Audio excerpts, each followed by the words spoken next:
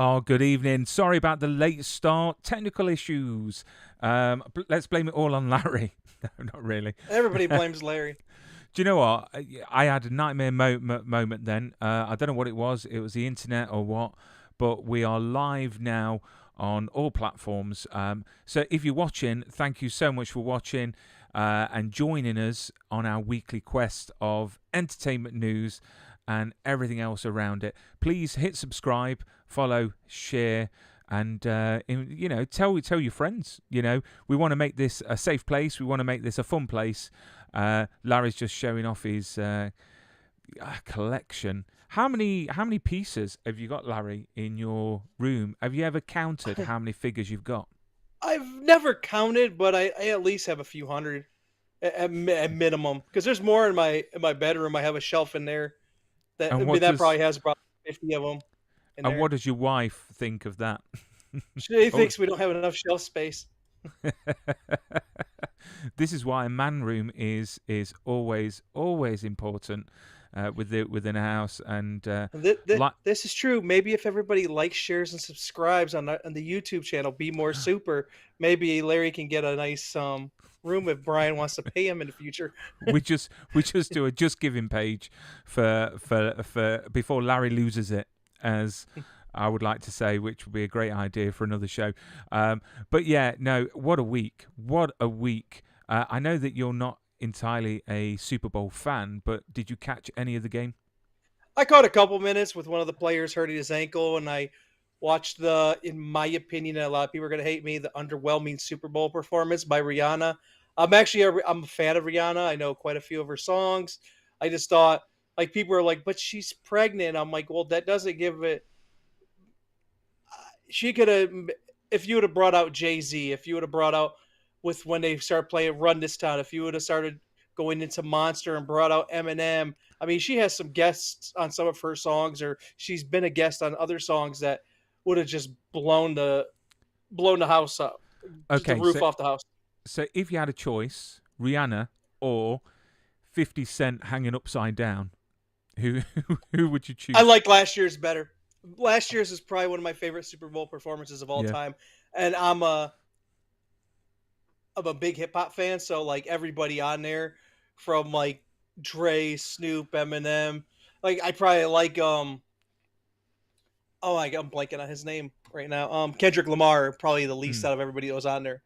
I mean, it was an awesome performance, but I read somewhere that apparently the Rihanna halftime show got more viewers than the Super Bowl itself.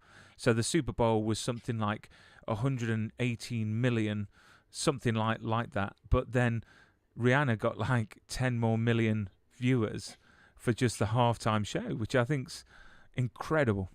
I think that's a pretty much a regular though. Like the halftime shows always bring in way more viewers. Really? Oh, 100%.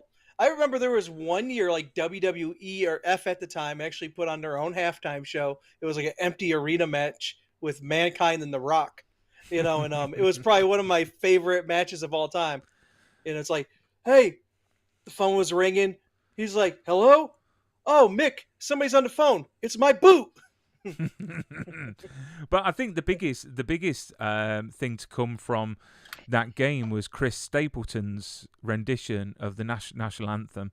I thought was absolutely beautiful. Played on the guitar, and everyone, I mean, even the coach from the Eagles were crying his eyes out.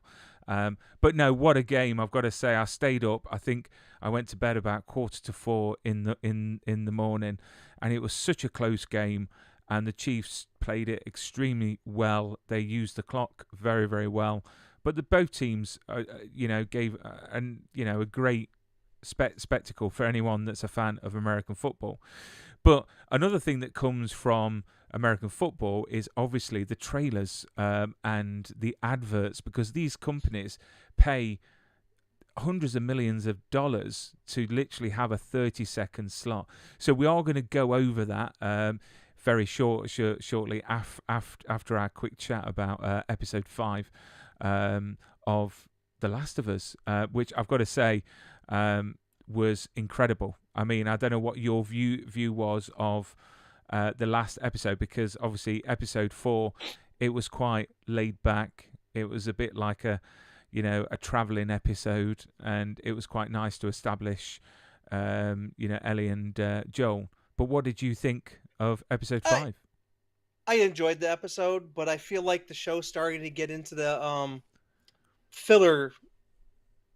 They're starting to rely into like the filler aspect a little bit. Like I've told you, I've talked about it when we talk about this every week. Is my son plays the game, like Henry's son, for instance, isn't deaf in the game. Mm, Um, I feel like they just added that for a little bit more like tension or whatever. But it's useless ads, to mm, take time away. Like, hey, we're inclusive with we could do sign language, but it didn't really at the end of the day add anything, take away anything, mm. especially when we see by the end of it.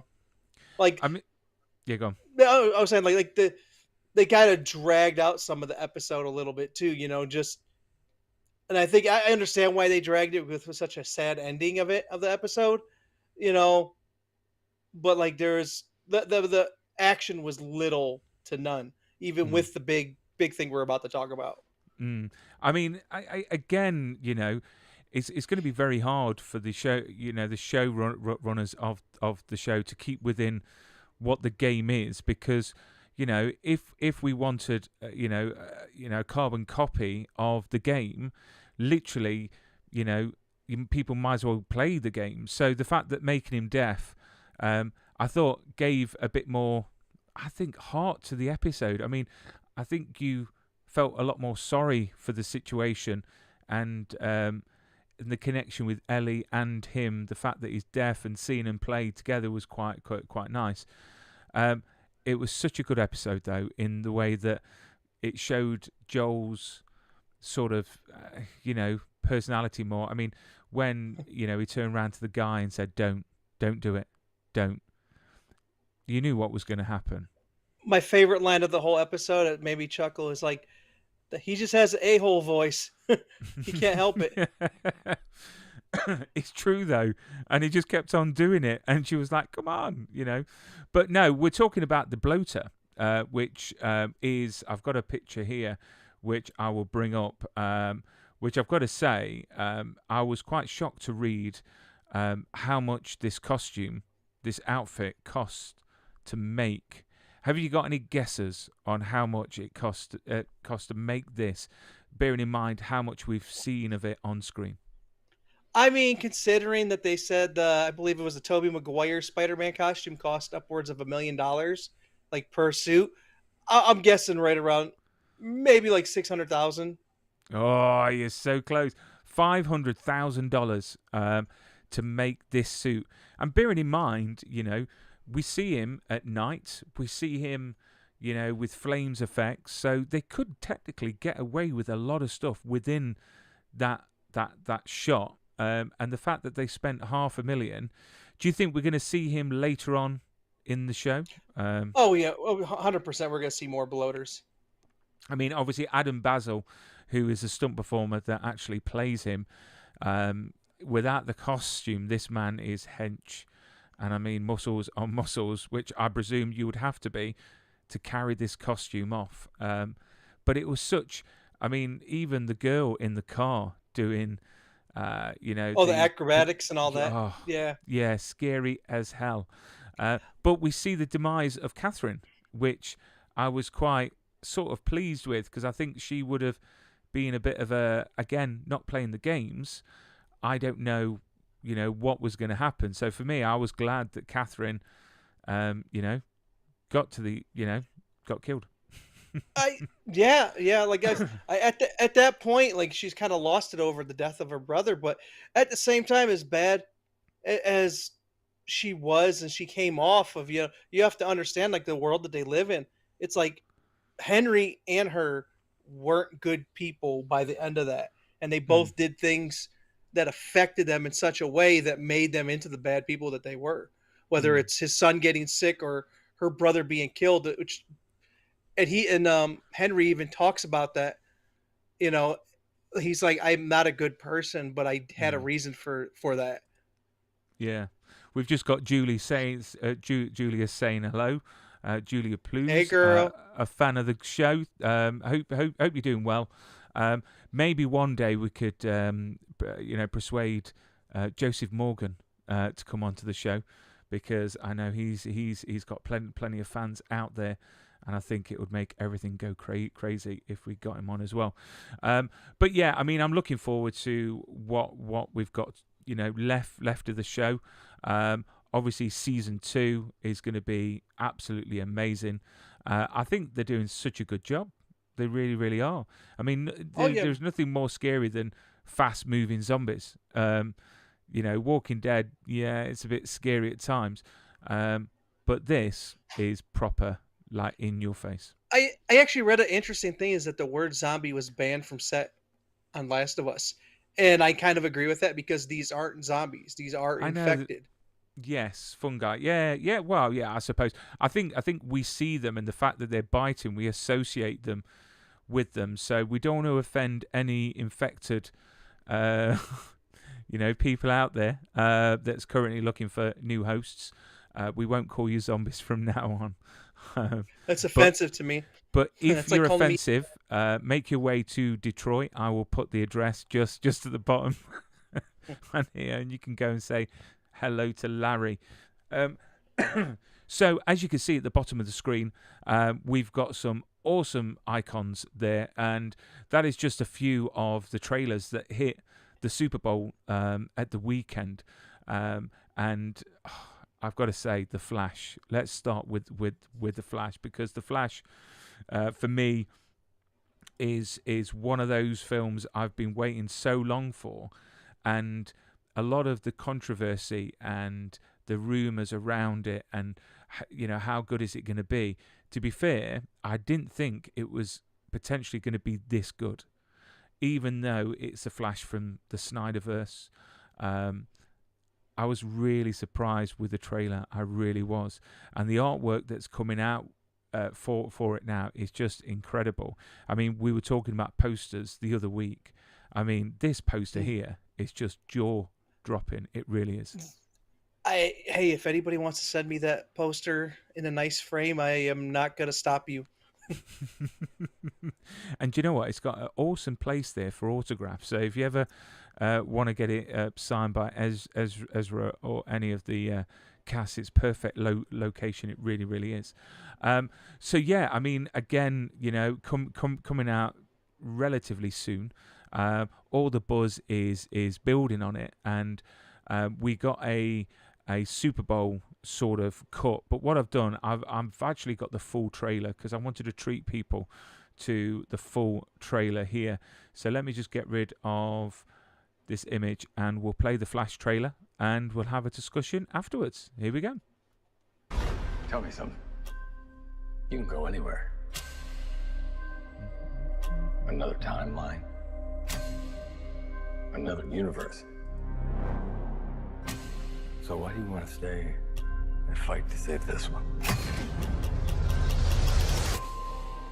Because this is the world where my mom lives. I'm not gonna lose her again.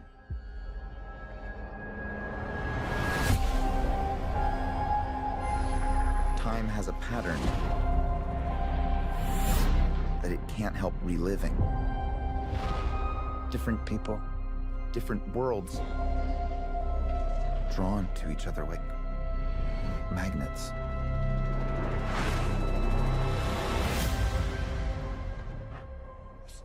It's my face. You stole my face. If you were to go into the past, you have no idea what the consequences can be. Bruce, I could fix things. You could also destroy everything. This can't be happening. I completely broke the universe. Zod, we've been waiting for you. I created a world with no metahumans. And now there's no one to defend us. Want some help?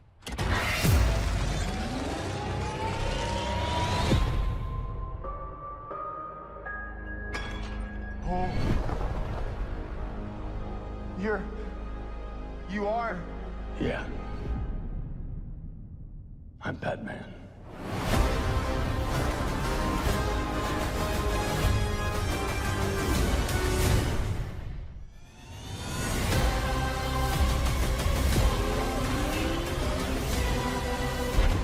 can't undo what I did. If I can't get back,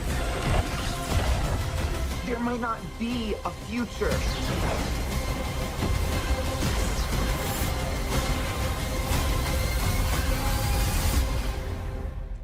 What's the play? Batman, what do we do? We try not to die.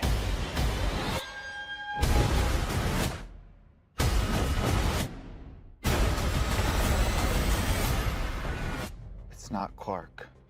My name is Carr. I'm Well, Barry. we're Barry.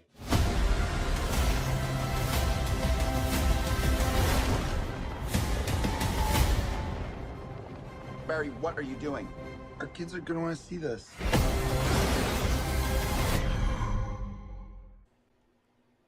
Oh my God. How cool is that? Literally, I've got such a grin on because watching that, I haven't been excited about a movie for so long. And it's just incredible. It really, really is. It's your that must have been what, your 13th, 14th time watching it? I mean, at least. I mean, if you can see in my background here, I'm a little bit of a Batman fan. Like, they have Batman all over my house. I have a Batman tattoo. Like, I'll show you guys. Like, I'm a pretty big Batman fan, and I'm getting 2 Batmans in one movie. I mean, I can't ask for much else. I do want to say I do not support Ezra Miller in this movie. I'm seeing this for the cast, the crew, the hundreds of people that have worked on the video effects. I'm doing it for I'm supporting this for the studio and not Ezra, because I believe if Ezra was any other person in today's climate, Ezra would be in jail.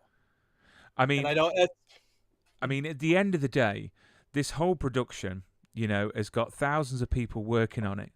And if you're the lead of a big movie like this, you hold that responsibility for all those jobs, for all those lives, Yes. bills being paid, mortgages, food on the table for the family. So what you do echoes across the whole production. So literally, for me, 1989, Batman, Michael Keaton, literally, I've never been so excited to see him back on screen, to hear him say, "I'm Batman," because literally, it's just incredible. And we see so many, different suits for Batman as well. And this is coming from a big Superman fan, but for me, the film is just fantastic. I mean, obviously, this is the 3rd adaptation based on the Flashpoint storyline. So that's after Justice League, the Flashpoint and Flashpoint Paradox, and obviously season 3 of The Flash. Are you proud of me, Larry? Yeah, I kind of gave you some homework. I do say if you have a chance, at very least, watch the animated movie. Yep. It kind of sums up. It's a nice kind of breakdown of everything from the comic. I never read the comic, but I know there's a lot more to it. But knowing that story and watching this trailer, I think I got the movie down beat for beat, and it doesn't ruin it for me. Let's just put it that way. Like, I think you were telling me the other day that there's supposed to be a classic cameo in this movie. And if that's true, knowing the story of Flashpoint, it's either going to be, you're either going to get Jason Momoa or you're going to get a Linda Carter Wonder Woman. Which is, with that Batman, with 89 Batman in this, it's very likely it's going to be a Linda Carter Wonder Woman. Because in the Flashpoint story, part of the problem in that version of the world is that it's the Atlanteans and the Themyscirians going head to head in a world war that's literally breaking the Earth. Yeah. And you could be taking the place of Zod.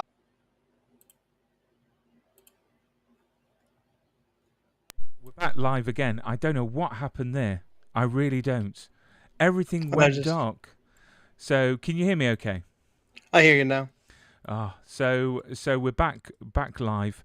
I don't know what happened there. So I do apologise for anyone watching. But we're back. Literally everything just turned off. And I don't know why. Let me just move everything over. So we were talking before we got rudely turned everything off. Literally, my computer just literally turned off. It literally just went off, and I don't know why. It shut itself down. So, which is really, really weird. It really is. Obviously we were talking about the Flash, and I wanted to mention Andy Muschietti recorded and shared the moment he told Sasha that she was going to be Supergirl, which I thought that was awesome. I don't know if you've seen the video of that, but I didn't realise that that's what happened with Helen Slater when she got told that she was going to be Supergirl. She was also recorded by the producers when she had gotten the role, a moment featured in the making of Supergirl. So if you've got Supergirl on Blu-ray, apparently it's in the making that you can actually see the recording of that, which I think's awesome. But yeah, I mean, I just cannot wait. I really cannot for the Flash. I mean, another thing as well is that Henry Cavill apparently filmed his scenes for it, and they've been cut. Yeah, I mean, I get it. If you know the Flashpoint story, the parts with Supergirl that you see in the trailer, that's emaciated version of Kal-El that they find in that bunker. And I think they're just kind of moving stuff around, just to have the Flashpoint story at the end of the day. Yeah, I mean, again, with obviously Henry had already, filmed his scenes, but Supergirl was already in it as well. So I wonder how they would have incorporated Superman within that storyline of the Paradox. Yeah, it was probably more of a cameo, in my opinion, of how that would have gone. I mean, obviously, it was meant to re-establish the character in the DC universe, but obviously with James Gunn now being part head of DC Studios and wanting to go into a younger direction, obviously they cut his part, and it's a pity because I would have loved to have seen him on screen again, because the end of Black Adam, it got teased and it was all right, but I think that he deserves a bit more justice than what he actually got. But let's see what James has got. I mean, I'm sure his vision is very good. I mean, what he announced that we mentioned previously on previous shows is exciting stuff, and I just really can't wait. I really can't. And then we go on to another trailer that featured, which I cannot believe how many films this franchise has had.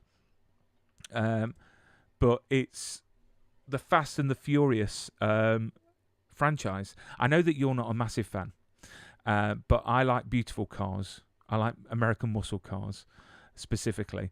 So watching this is like a horror movie for me, because seeing them all getting smashed up all the time. But how many more can they honestly make? Because this is number 10. It's crazy. I mean, they haven't gone to space yet. That's where you have to end it. Jason in space, Leprechaun in space, Vin Diesel and his family in space. That's what we need now. Yeah, I mean, who knows? We're joking about it, but it could happen, because as much as they can squeeze out of the franchise. But let's have a look at the quick trailer. So this is a Super Bowl cut trailer that everyone saw in the States of the new Fast and Furious. Nick Toretto, how do you choose the ones you save? Let's race! He's coming for you with everything. You're about to learn all about fear. Oh.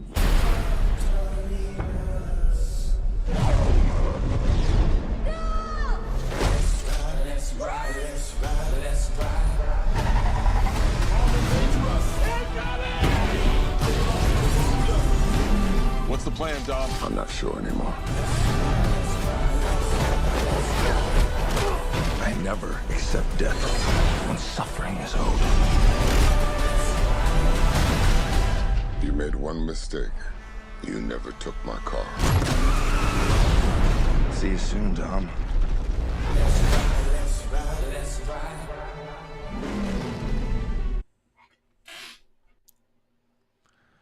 So what do you think? I know you're going to be like, yeah, I don't like. I mean, the thing is, the Fast and Furious movies are stupid, and people are going to probably comment now. What do you mean they're stupid? They're stupidly fun. They're not amazing they're storylines. fun.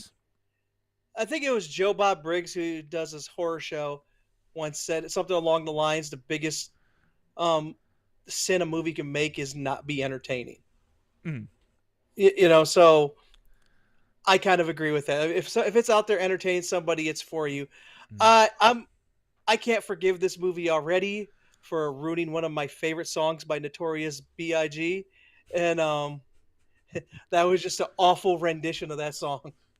But Bone I mean, Thugs. Let me forget Bone Thugs on there. I mean, if anyone wants to watch some of the best stunt performances ever in movies, I mean, these are like the driving skills, the jumps, and everything like that. What we forget is that there's people actually in the majority of those cars. There's people driving those cars at stupid speeds, crashing them, flipping them, and they do an awesome job. And I know Jack Gill, who is a stunt coordinator, who I've had on the show, and he actually is a stunt coordinator for quite a few of the Fast and Furious movies. So he's probably going to message me now going, what do you mean they're stupid? But they're stupidly fun because it showcases how amazing the stunt community is. And it just looks epic in the way of the scale, which I cannot wait. And obviously Brie Larson and Jason Momoa joining the cast. I get why people like these movies. I've watched the first three. I think I've seen the first two in theaters. Maybe I think I've seen all first three in the theaters. But after that, I just kind of like, okay, I had enough of it. I don't hate the movies. I don't have nothing against the movies. You like the movies, that's great. But I'm like, I don't think I needed to watch. I think this is technically the 11th in the franchise series, maybe 12th, if you add Hobbs and Shaw into it. Yeah, I mean, it's not surprising that we're not going to see Dwayne Johnson back within the franchise, because obviously him and Vin Diesel don't get along anymore, which is a pity, because it was quite entertaining to watch Vin Diesel against The Rock, because they're two very opposing men. But obviously we've got Jason Momoa now, against Vin Diesel, so we'll see how that plays out. But you know what, it was a great trailer, stupidly fun, and I don't know if I'll go to the cinema to watch it, but I'll definitely give it a watch when it comes out on digital or streaming platforms. You're saying go to the cinema and see stuff. I 100% promote anybody going in to see a movie in the cinema, for the reason alone is that a lot of these movies are not the same on your, even if you have an 85-inch TV with the best sound system. I have sat back. I used to have something called Movie Pass, where I could go see a dozen movies a month if I wanted to. And I would go see stuff that I would never think about seeing otherwise. And I'm happy I experienced some of those movies that I did, seeing them on the big screen. I mean, again, I completely agree. There's certain movies that you've got to watch, and I regret not watching Avatar at the cinema. Yeah, because that's one of those films that you've got to watch in IMAX, in 3D, with all that sound, with all that screen, and it will never be replaced by your 85-inch TV, which I wish I had 85 inches. I've only got 55. I got a 65. But all right, show off. look at that bad boy right there. It's right there. But no, I mean, I'll definitely watch The Flash at the cinema, no doubt. Literally, 100%. I cannot wait, and I just can't. But let's have a quick word from for our sponsors, Prop Store. So PropStore.com are the sponsors of Be More Super, the podcast. And I've got to say, they're a great company. If you're interested in getting your own screen use props or costume pieces, check them out at PropStore.com, because you could go home with a piece of Hollywood history. But yeah, PropStore.com. I'm going to turn this down. That is rather loud. I hope everyone can hear me. And if you check out their website currently, they've got an online auction coming up. And also, if you do have any pieces yourself from your favourite TV show or film, or bits that you may not want around anymore, give them a shout, because they're doing appraisals live on Facebook at the moment via Zoom. Contact them at propstore.com, and they can sell your lovely props and costumes and get the best prices for them. So that's propstore.com. So propstore.com. Yeah, propstore.com. Do you know what? If you ever get to LA, you've got to go and visit their offices. They're crazy. If you look on YouTube on just put in prop store, you'll see what their offices look like. And literally, as soon as you go through the door, and it's a bit like the one in London that I go to quite a lot. As soon as you go through, you're just mesmerised by the mannequins with screen-used props. I remember the first time I went to Prop Store in London, it nearly cost me a house, because as I went through the door, I had a backpack on with my camera and everything like that. And as I turned around to shut the door, my bag hit the screen-used gladiator costume that Russell Crowe wore. And the mannequin literally went at such an angle. I managed to catch it. And one of the nice, lovely staff there turned around and said, "Ooh, that is lucky, because that would have cost you." And knowing the price, I think that at auction fetched quite a lot. Basically the equivalent to a house over in the UK. So now when I go, I'm very careful when I open the door. But no, the next Super Bowl piece is quite a short piece. I'll play it. It's from the new Transformers movie, which, to be fair, I'm sure I read somewhere that Michael Bay announced that they weren't going to make any more Transformers movies, and it was going to be more the animated. But now they've gone, yeah. So I know with Bumblebee, he's just producer now. He doesn't direct them anymore. That's why Bumblebee was actually decent. Oh yeah, I'm saying it. Michael Bay, stay away from my Transformers. You had no business there. I grew up. I grew up loving Transformers. I still do. At one point, you see my collection in the back. I had over 100 Transformer figures. I ended up selling them after those movies. Just kind of like they sucked the soul out of me and my love of Transformers.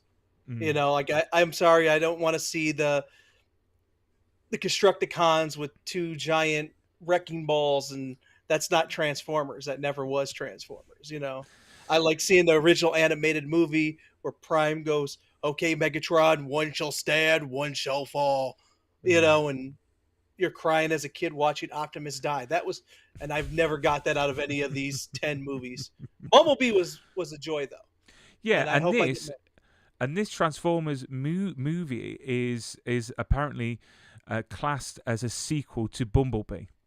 Yes. So let's have a look at the trailer. It's quite a short one, but this is a Super Bowl trailer that was played. It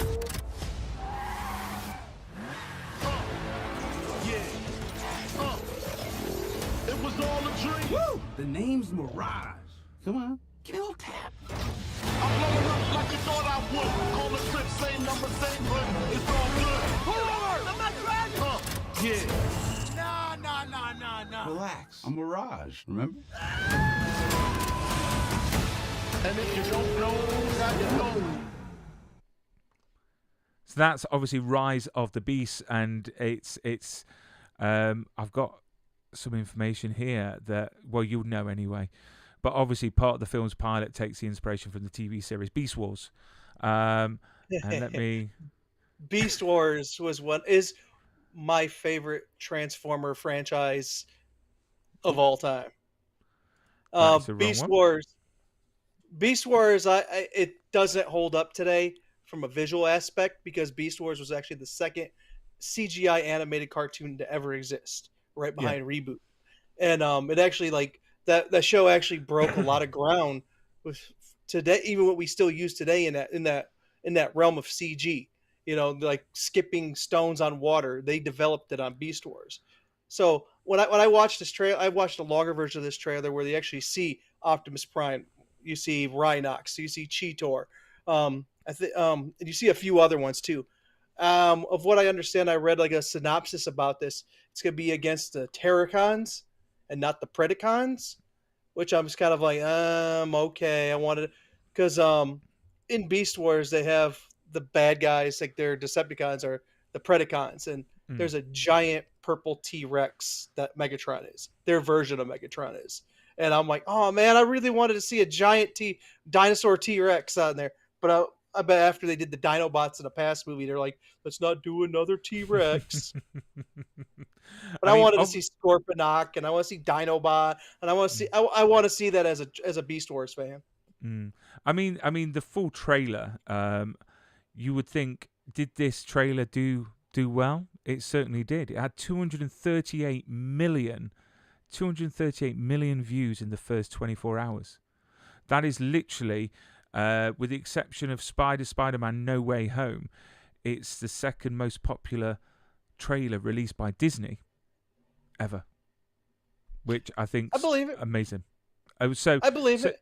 They show. I'm sorry, but they show Mirage, and Mirage is one of the original Transformers. He's a beloved Transformer, from the original G1. Yeah, I mean the way they marketed the first ever Transformers movie was incredible, and I really enjoyed it. So this one is sort of like a silent ninja of a film, because it's slowly getting sort of promoted now, but you didn't really hear much of it out there previously. But it looks fun, and the cast looks amazing. And that guy that we saw in the trailer in the actual car, I forgot his name now, but he is literally rocking it now. I mean, he's been in so many amazing things. He was in Hamilton, which is an awesome musical. He was in what's Heights, which was Into the Heights. Yes, he was into the Heights as well. So, he's doing really well for himself. And this film looks epic. But then talking about films that, we didn't know if it was going to be any good, we had reservations on should it be made, is of course Indiana Jones. Because Indiana Jones, Harrison Ford is getting on a bit. And we all remember Harrison Ford. I mean, to be honest, do we know how old he was when he made Raiders of the Lost Ark? Because I don't think he was that young, was he? No, I think he was already in his 30s at that point. 30 is not young. Oh, dear. Way to make me feel old, Larry. But no, I mean, this film, we thought Shia LaBeouf was going to potentially be the next the next Indiana Jones from the last movie. I mean, the last movie, the Crystal, to be honest, I've sort of blanked it out of my brain because I didn't think it was any good.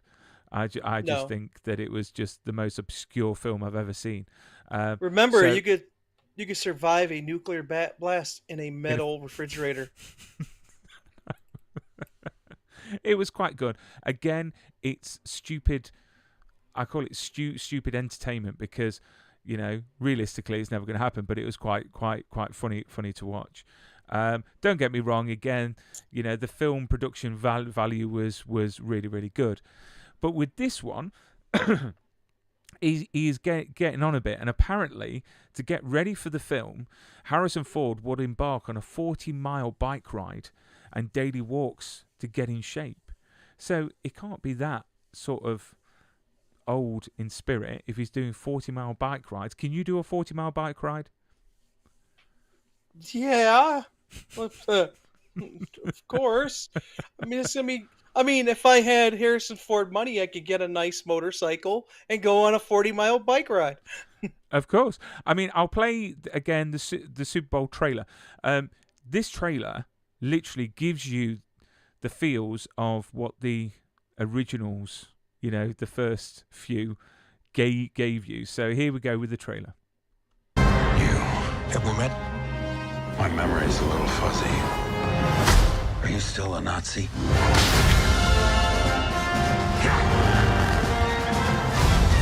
Give him hell, Indiana Jones!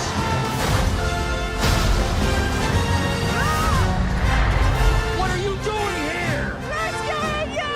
Hey,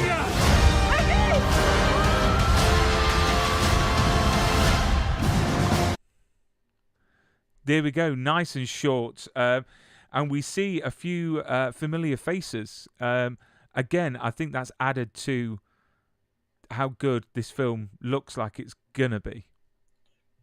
Can I be controversial? Of course you can.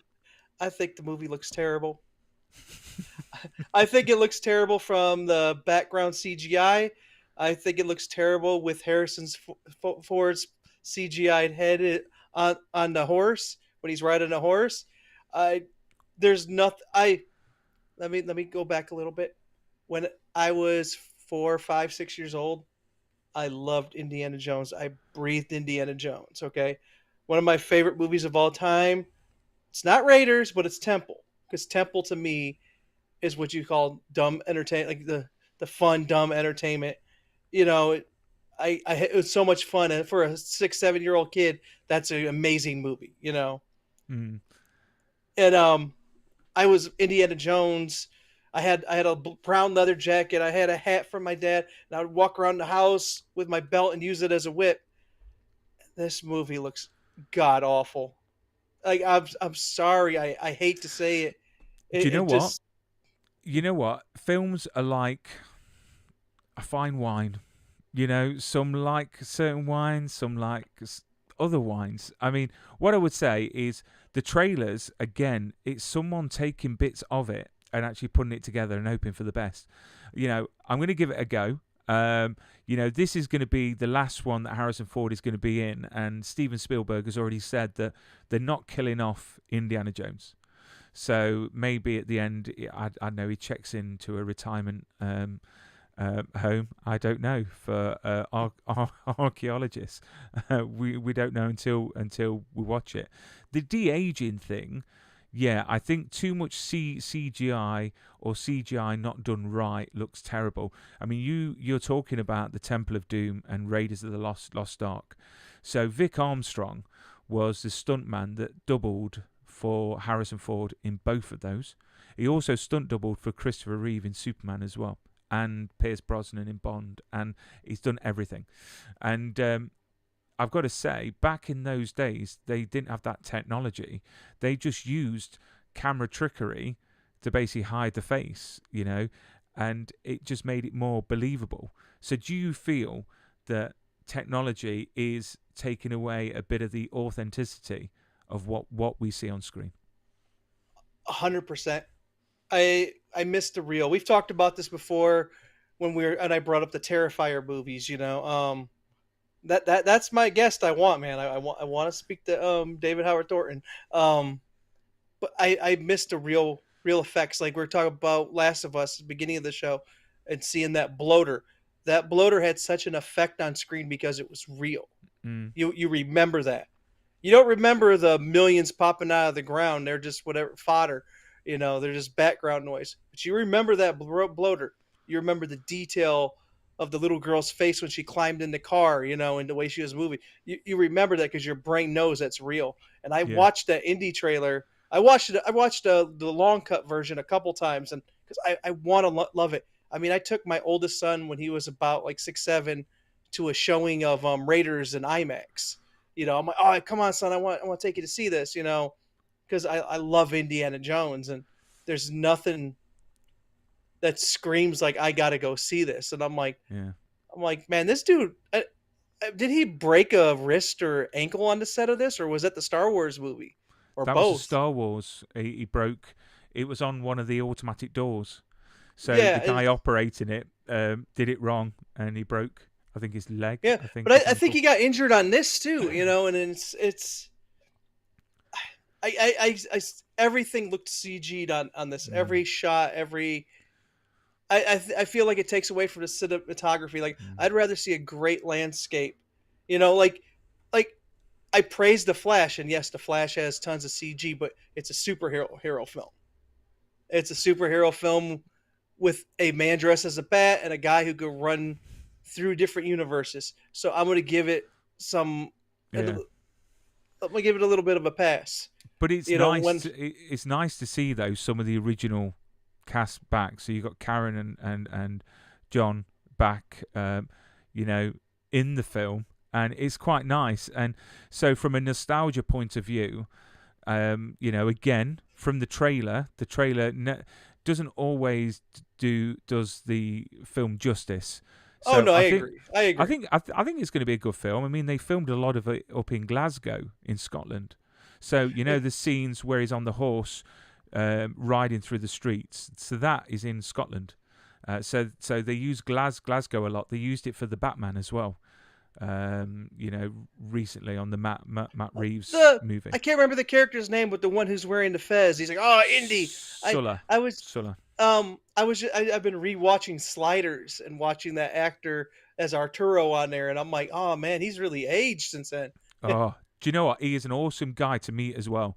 He's got the deepest voice ever, and I remember meeting him, and I queued up, and the first thing that came out of his voice, and he's got a really deep voice, and he went, "Hello, how do you do?" like that, and then he went, "What do you do for a job?" And I told him that I am a manager at a phone shop. So he handed me his phone to fix his phone because he was having problems with it. And literally, no lie, I saw some numbers on there, and for that moment, I wish I had a photographic memory, because I saw Steven Spielberg's number. And how trusting is someone to give just a random geeky nerdy fan a phone with all these numbers in. I fixed it, of course, and he signed a lovely picture of him as Gimli in Lord of the Rings. But yeah, it's nice to see him back, and I just cannot wait to see this movie, not for the entertainment value, but to see these actors back together again, because again, that is my childhood. But yeah, and then quickly moving on, I'm looking at time, we've got a few minutes left. Super Mario Brothers. A game that I think everyone on this planet knows about, either played or watched. The last film that we had was obviously the Bob Hoskins reincarnation of the game on screen, which personally I actually really love. Again, it's a guilty pleasure. It is a film from my childhood with Dennis Hopper. It's just it is really good. I just love it. I'm pretty sure I seen that in the theater too. Did you? I think I did as well, to be fair. And then I think it's on Prime over here, and I watched it not that long ago because I saw it and I thought, yeah, I'll watch it. And yeah, it hasn't aged well, but still, for the nostalgic purposes. But you were talking to me the other night about calling a certain number. You had problems with your plumbing. I said, don't go to these guys because they'll just mess everything up.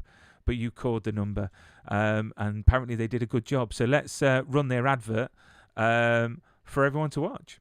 The Mario Brothers and plumbing's a game. We're not like the others who get all the fame. When your sink is in trouble, you could call us on the double. We're faster than the others, you'll be hooked on the brothers. Thank you, Super Mario Bros. It seems like the only thing you haven't drained is my bank account. Yeah. For super service, call or text Super Mario Bros. Plumbing today at 929-55-MARIO. Or reach us on the World Wide Web at smbplumbing.com. So, did you actually call that number then? I called the number, and it's a recording of Charlie Day as Luigi, and he's talking about the services that they provide, and if they want to get back to you quicker, to text them at that number. I like his Luigi voice. He sounds like a little Italian guy from New York. It's like a New York accent, Mm-hmm. I'm really looking forward to this movie, and that little teaser trailer. I love it. Like I was telling you before the show, is that's a theme song from the '90s Super Mario Brothers with Captain Lou Albino, and I loved that show growing up. And one of my sons, actually, I remember coming out hearing that. I'm like, "You watch Super Mario Brothers?" He's like, "How'd you know?" I'm like, "I know that song. Like, it's ingrained in my memory. Like, I know all the lyrics to it. And it's so stupid, but that's one of those things that's like, if we were talking about what was it, Inside Out, where they have the core memories, that song is one of my core memories." And it's about time that there's a film that I can take the girls to see, because I think they'll really love this film. But it's got a great cast. It's about time that we got a feature movie. But again, this is the first theatrical release of a Super Mario Brothers film since obviously the Bob Hoskins film. I But just I want mean, everybody to know, go see this in the theater. You need to promote this movie, whether it's a good movie or a bad movie, because Nintendo, since the Bob Hoskins movie, has refused to give out movie rights to any of their franchises. I want a Zelda movie. For the love of oh God, I want a Zelda movie. Go see yeah, this movie. and also to help the cinemas out, because during the pandemic and the back end of the pandemic, so many cinemas closed because of business. I mean, I notice now that when I look at the local listing for the Showcase Cinemas or Odeon, that they haven't got as many showings as they would pre-pandemic because they've got no staff. And it's quite sad, because there's something magical about going, especially in America, because you get your popcorn and you have something that we don't have here in the UK. You put, is it hot butter? Yeah, it's like a hot melted butter that's like Yeah. you just hit the button and it drizzles it down in there. One of my favorite things to do is to take one of your favorite chocolates. I do Raisinets, and I'm not gonna say I go to the dollar store beforehand and get some candy. I'll pay for the popcorn, I'll pay for the drink, because I know that's how movie theaters make their money, and I support the movie theaters. But I'll put the chocolates in the popcorn, and it's like getting a little surprise with the sweet, salty, and the buttery, and you get Oh. that little chocolate with the. Do you know what I do when I've been to the States? I'll get Milk Duds and put it into the popcorn, and it's just amazing. It really is. And then your nachos with the cheese sauce as well.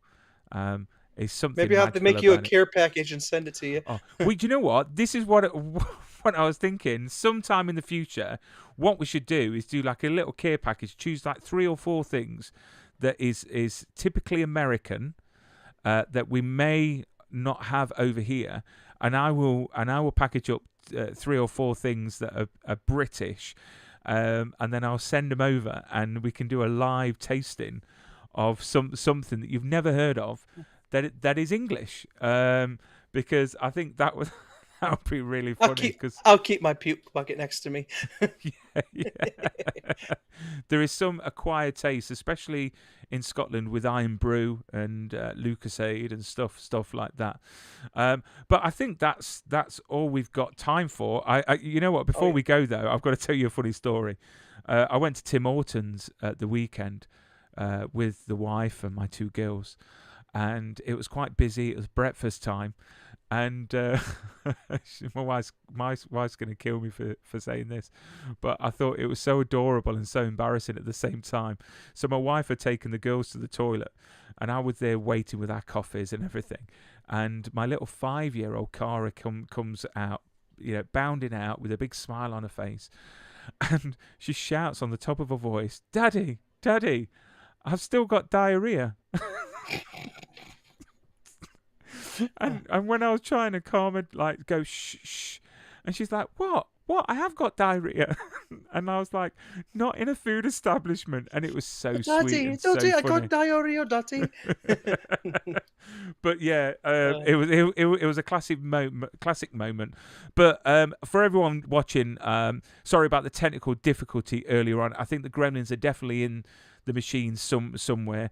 I've got an inkling on why it cut out halfway through, and I'll make sure that is fixed for next week. So join us next week at the time of 8 o'clock UK, 3 o'clock Eastern Standard Time, for the next instalment of Be More Super Live with Larry and myself. So look after yourself. Bye, keep everybody. safe. Any parting words, Larry, for everyone? We'll just come back next week, same bat time, same bat channel.